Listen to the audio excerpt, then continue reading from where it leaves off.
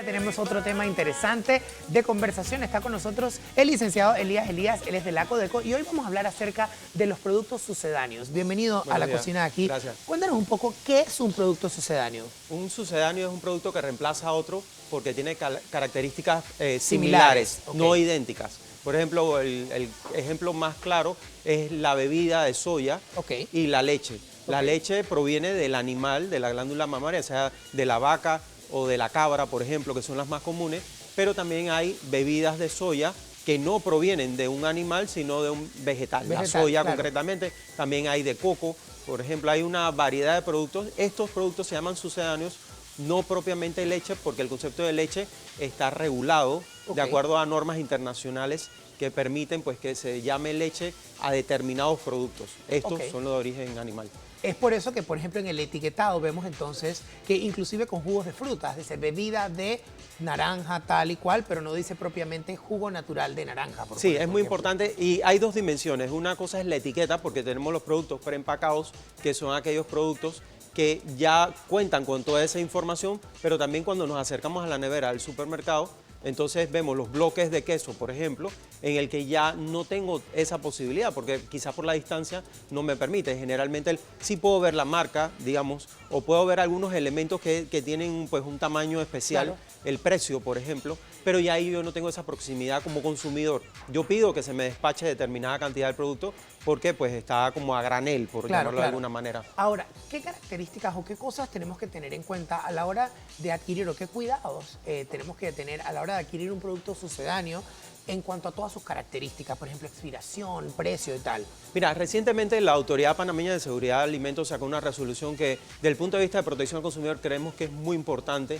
y muy conveniente, en la que se recomienda a los supermercados adoptar una separación en estos productos con respecto a aquellos que son, por ejemplo, lácteos, con la finalidad de que el consumidor, además de tener el acceso al etiquetado, pues pueda también realizar el conocimiento rápido de qué producto es lácteo y cuál no. Por ejemplo, hay personas que son alérgicas a la soya, entonces convendría que conozca claramente que ese producto que está consumiendo no tiene soya y de manera que va al lácteo, al producto de origen animal directamente, y no al otro que es un sucedáneo, porque el de la soya es un sucedáneo, como el coco también. ¿Cuáles son las quejas más comunes en cuanto a estos productos sucedáneos que crean confusión de repente en los consumidores? Mira, generalmente el consumidor no va a un nivel tan estricto de información. Quisiéramos que fuera, porque es muy conveniente. Ya te menciono que hay personas que son alérgicas a la soya, o hay personas que son alérgicas, por ejemplo, puede ser al producto de origen animal, o por razones simplemente culturales, son vegetarianos, prefieren consumir productos de origen vegetal. Entonces, en este sentido, la gente no suele quejarse, suelen comprar por la libre, es decir, sin fijarse mayormente. No se fijan ni siquiera en las fechas de vencimiento. Nosotros lo vemos cuando hacemos verificaciones en supermercados, que estamos muy próximos a personas comprando y cuando termina le preguntamos, ¿revisó la fecha de vencimiento? Generalmente no la revisan. Y es una situación que afecta económicamente al consumidor, porque cuando llego a la casa resulta que el producto puede ser que ya no esté apto para el consumo, pero yo mismo como consumidor tengo una obligación y es revisar la fecha de vencimiento. Seguro. Por otro lado, la autoridad tiene la obligación y el mandato legal de revisar que los productos que se venden en el comercio tengan fecha de vencimiento y que no esté caducado. Si está caducado, lo retiramos de estantería. Lo propio es retirarlo. Además que ponemos una multa.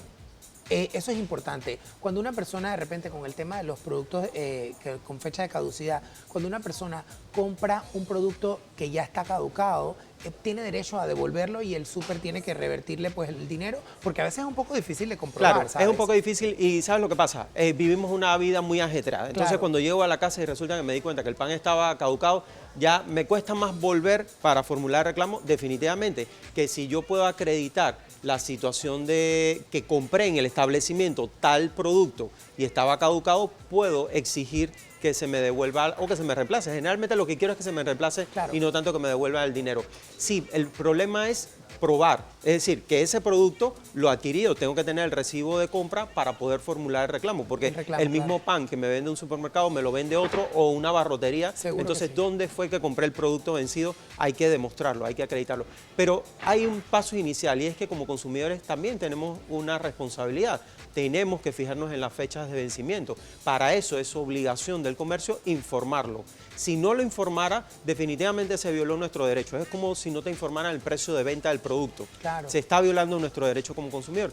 Pero yo también tengo una responsabilidad. Es decir, no solo vamos a hablar de las obligaciones del agente económico, sino de nuestra responsabilidad como consumidor. Hay veces muchos productos están mal etiquetados en el sentido del precio. Estoy hablando en el caso del precio. Tú llegas, ves un producto, tiene un precio, y cuando llegas y lo marcan, pues tiene otro precio. Y siempre se forma un poquito, eso es incómodo. Primero porque también te da pereza, te molesta si hay fila, Claro, molestas a claro, los demás. claro. Pero ¿qué realmente se debe hacer cuando esto ocurre? Porque esto me ocurre a mí con mucha frecuencia. Lo que se tiene que hacer es reclamar. Su derecho como consumidor es que se le cobre el precio marcado en el anaquel o en el producto, no el que está finalmente en la caja. Generalmente, pero también ocurre a la inversa, ocurre que el precio en el anaquel son $2 y termino pagando $3 en caja porque el escáner estaba mal programado. Esa es una responsabilidad mía como consumidor, es del agente económico. Él tiene que cobrarme el precio del anaquel o del producto. Pero también ocurre a la inversa, en la que el precio de caja es más bajo. Es más bajo. Entonces, en ese caso, pues definitivamente como consumidor no voy a tener ninguna reclamación que hacer, pero el establecimiento sí puede cobrar el del anaquel, Sí, porque es el informado al consumidor. Ah, o sea, que puede El informado al inversa. consumidor, claro. Sí, de hecho ocurre a la inversa. Tenemos conductas mixtas. Cuando hacemos verificaciones de escáner, porque es muy difícil para un consumidor que compra 20, 50 artículos en un supermercado, Ponerse a ver que recordar todo- más o menos, digo, a veces uno tiene la idea, pero no siempre. Entonces, Y nosotros cuando verificamos los precios eso también. también. A veces uno no ve los precios, no alcanza y tiene Eso que sería preguntar. una violación. Claro, y tiene que preguntar cuánto cuesta esto, joven, además de que es tedioso y es un poco incómodo porque yo estoy preguntando porque yo más o menos tengo una idea en mi cabeza de cuánto puede costar un producto. Claro. Y también obviamente a veces la gente no quiere preguntar, es que "Ay, voy a preguntar esto y me van a decir que es que no tengo plata para comprar el tema y me da pena". Claro, esto no es de pena, esto es de defender mi dinero. El dinero es mío y si yo no lo defiendo, no lo va a defender más nadie. Así Entonces es. no es un tema de pena. Yo creo que el consumidor